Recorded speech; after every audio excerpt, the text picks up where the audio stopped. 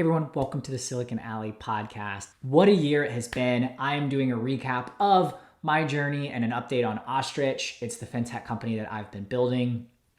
For context, Ostrich helps people achieve their financial goals by putting you in social challenges based on your life milestones. So you've got community and accountability, and we're less focused on the transactions and budgeting down to the penny and more focused on, hey, I know that I want to get married, I want to buy a house, I'm getting a divorce, all of these different life events that happen. How do I navigate the financial aspect of it? And so that's what we built at Ostrich. We've gotten a lot of great feedback so far, but let me tell you a little bit about what's happened from the beginning of 2021 to the end of 2021. Some of the challenges, lessons learned, and highlights as well as lowlights from the year. So first off, for context, at the very beginning of 2021, we had just gotten approvals from iOS and Android that our app was approved, which was super exciting. So we were able to put it out there. There were still some things that we need to fix. So that took some time using no-code, low-code tools to fix a couple of those important pieces, such as notifications.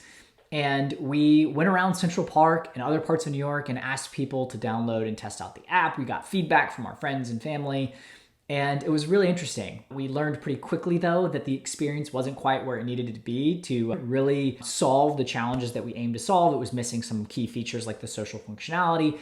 So while we'd hoped that it would be sort of the beta MVP, it really turned in kind of an alpha, another working prototype. It allowed us to connect with our lead engineer, though, who we brought on, who's actually been on this podcast, Stephen Collins. So you can listen to that episode if you'd like. But that was really, really helpful and part of our process. But again, we learned pretty quickly that what we had hoped to be able to quickly grow and scale and just start really bringing on users wasn't going to be the case. And that was really unfortunate. But it's an important thing that we learned throughout 2020. We went around Central Park, gave away free beverages for app feedback, which was really fun. Got to interact with people. It was interesting. We had some folks that came up to us and said, how is your company allowing you to do this? And we're like, well, you're looking at the two founders right now. So there's no one else. There's no legal compliance to stop us from handing out beverages in exchange for feedback. And so that was really fun, and we really got to connect with people, and it was just interesting to hear people be honest. People that have had a couple beverages on a Sunday or Saturday afternoon in Central Park will be very open about what they like and don't like about what you've built, which is cool. We pitched. Finally, we're approved for a pitch. It took, I don't know how long, but we applied to a bunch of different pitch competitions, and we pitched in a financial wellness pitch day that was sponsored by Empire Startups. Shout out to John Zanoff for having us, and co-sponsored by AARP. And that was an awesome experience. We didn't win the pitch, but it did lead us into AARP's accelerator. So AARP has an innovation lab team, and Ostrich was lucky enough to get to go through their late summer, fall cohort and learned a ton. It was an incredible experience. And off the back of that, have some really exciting things that are coming out. And we've got more ways that we're partnering with AARP that we're really excited about. What else happened? In May, I bought my first NFT. I bought a VFriend, minted in a VFriend, which was interesting. Had to get the organized Ostrich because obviously Ostrich as a company. And that was really interesting. And I say that because that was a personal thing that I did, but later has led to some thinking and changes of how we're going to be building Ostrich and some different marketing tactics, as well as ways that we want to add value back to our early adopters, which I'll touch on in a little bit. We brought on an awesome, incredible UI UX designer.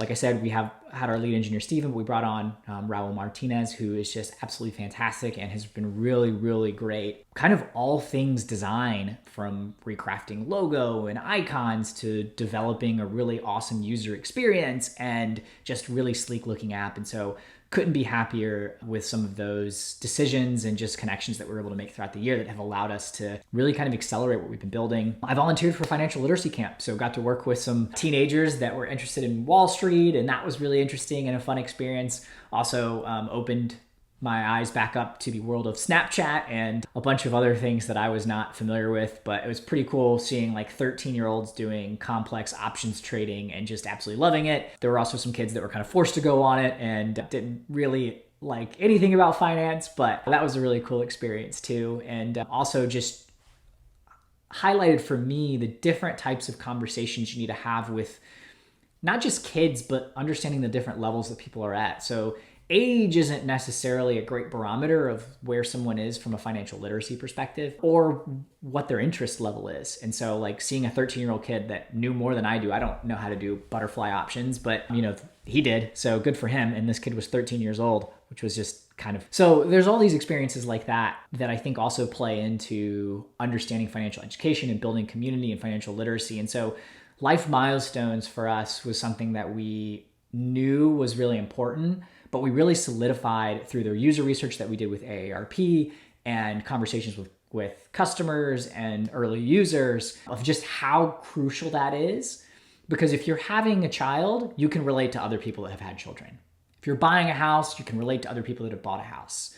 And so using these milestones versus saying, hey, if you're a millennial or if you're a baby boomer, which doesn't necessarily encompass where someone actually is. So that's something that we really learned throughout the year, is that demographics are, important-ish to understand, but what's more important is the psychographic, what matters to someone and what matters to a user, where they are in their life and where they need help. And so that's one thing that we really learned through that AARP accelerator. We also brought on a marketing advisor. So shout out to Wes Yee, who has a ton of experience in technology marketing and has done some really creative things. He's now over at Ramp, which is really cool, but he's been helping us think through our marketing approach, which has been really, really helpful and valuable for us. I personally went to first real life weddings again, which was really cool and also interesting to talk money and finances and see how things have sort of changed to some degree because of COVID and not for others. That was really, really interesting. We've got our first B2B pilots lined up. So while we weren't able to go direct to consumer and get a bunch of users because the app experience in the no code version wasn't quite there, we were able to start having conversations with businesses, which is really cool. So we've got 3 different pilots that we are excited about for early 2022. And that was part of us just deciding and realizing as founders, there's certain things that we can do right now that'll help set us up for success. And there's some things that we can't do. I'm not gonna be able to go code an app, but that's why we now have a team that can. And because we've got someone else focused on that, now we can start to execute on our vision and what we want to do from a larger perspective. And we have a pretty robust business model that we've really thought through. We've got a couple different routes that we can go. And so now it's about getting the data and executing and seeing which way is gonna be the most fruitful for us, which is really, really exciting. So really excited about those B2B pilots. Went to our first live conference. Haven't been to a conference in a really long time. So along with weddings, went to a conference. And that was really cool. There's they're a lot smaller. So we ended up going to 2 in the fall, late fall, early winter. And that was interesting, right? Everyone's still in a different place when it comes to COVID and how comfortable they are and, all that stuff, as well as just a lot of people still aren't comfortable being out and about. So that was interesting, but it was really great. Having in-person and real-life conversations with people is always just an incredible experience. I'm really glad that we were able to do that this year. Let's see.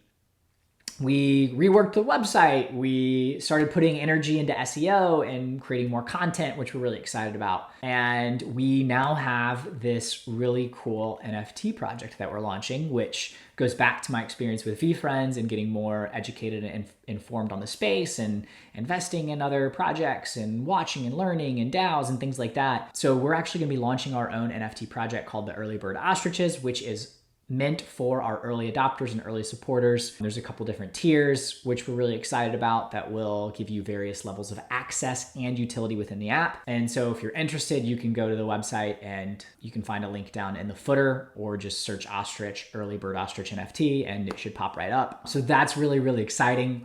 TBD, we're not quite ready to announce the date that we're going to be doing the pre-sale and then the full sale. But if you are interested, get involved with Ostrich. Follow us on social medias, follow me, and you'll start to see how you can get approved and into the pre-sale. We also got our first investor, so that's really exciting. Off the back of the AARP program and pilots that we've got lined up, we were able to secure our first round of financing, which is really exciting. Raised on a SAFE note. So if you're not familiar, SAFE it's a convertible debt note that allows you to set the terms and do a price round later.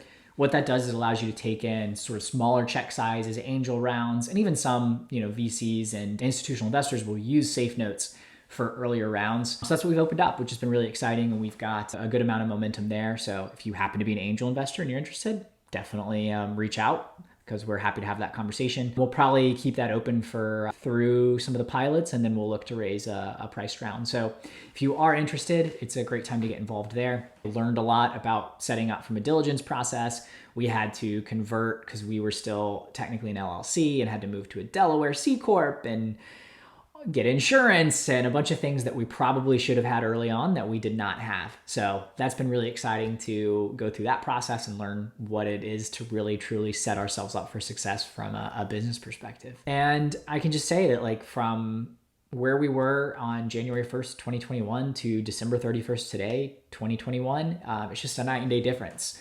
We are once again launching an app, but this time one that has a much better user experience that we've tested in more ways with actual live people that don't know us. And it's just 1,000 times better experience. We've got these pilots, we've got investors, we've got multiple marketing campaigns, and this really cool, unique NFT project that we're launching that I'm really, really excited about. So a lot has happened, but let me get to some of the takeaways. So I think there's 3 that really stand out. The first is that creativity was really crucial this year. We ran into a number of roadblocks from that subpar app experience, from bringing on talent, where we had to really think creatively. So again, we hadn't raised money. We were just putting in a little bit of money into our own, into the app, and we had limited resources, had to support ourselves, Andrew and I. So we had to get creative of how we could bring on our lead engineer as well as our lead designer. And that's been really interesting. And, you've really got to understand what people want and how you can support them and make sure they get what they need, and that, everyone's happy, but you come to a solution that works for everyone in the short and hopefully has a ton of upside in the long term. And so that's what we were able to do, is get really creative with how we were able to engage those folks early on. And now that we've got capital coming in, we'll be able to move to a more traditional kind of, employment structure. But that's been something that's been really interesting. And so I would say key thing from this year is just being creative of how we approach problems and challenges that we face. The second is perseverance. And perseverance is an absolute must. There were many, many highs and many, many lows throughout the year.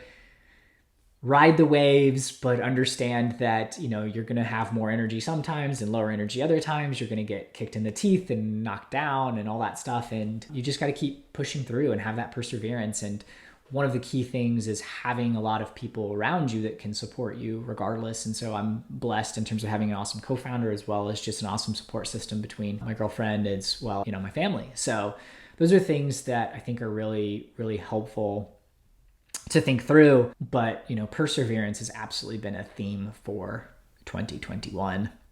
And then the third is one that's is fresh on my mind, because I just hopped off the conversation with another founder who is in a leadership program with me, who has been accepted into an accelerator that we have yet to hear anything back about, that starts in a week and a half, which obviously is not necessarily, doesn't mean that we aren't going to be participating in the accelerator, but not a good sign if people already know, can already plan, and you're still waiting. And so don't compare yourself to other people. If I look at other entrepreneurs and what they've been doing, trajectories, narratives that people put out, it would be very easy to get disappointed, or in some cases to feel superior, or that you're further along than other people. And I think what I've learned is that everyone's journey is different. You're going to talk to people at various points in time while they're going through the highs and lows of their business. And it's really important that you don't get caught up comparing yourself. I think it is important to have conversations and meet other people and brainstorm and talk through and think through how you can apply lessons learned from other folks. But in terms of comparing yourself of, yes, I am doing a good job, or no, I'm not doing a good job based on how other people are doing, is not a great way to navigate your entrepreneurial career and endeavors. And so that's something that I think I've got to constantly remind myself, because I am very guilty of it. And like I said, like coming off this other call where it's, here's this accelerator that we both applied to, and hey, we're in, and we don't know yet. And so, it's all good, right? Everything happens for a reason, but it's really important not to compare yourself. And in that moment, it was really hard not to be like, oh man, this sucks. And then think through of like, wow, like we've been doing this for longer than this other person. Like, and I start getting into that narrative of like comparing. And so it's really important not to do that because they're building something completely different, have different experiences, different skill sets. The accelerator is looking for different things. They might have different portfolio companies that are in the accelerator already. And so it's really just crucial not to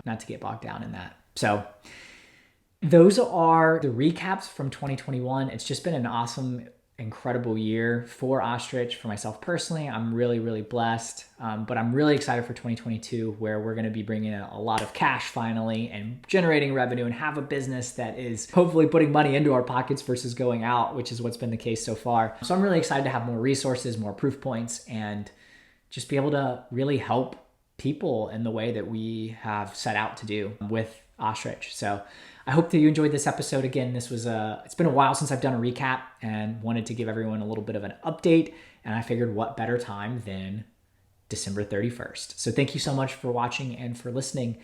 Please go ahead and subscribe to Silicon Alley if you haven't already, and go check out Ostrich on social media. We're at THE Ostrich app, at the Ostrich app, on all the social media platforms, and follow us. And would love to connect. So thank you so much, and have a very, very happy 2022. Are you interested in growing and scaling your business? Welcome to the Silicon Alley podcast, where you'll hear from entrepreneurs, venture capitalists, and top performers on what it truly takes to grow and scale a business. You'll walk away with actionable insights you can apply in your own business and life.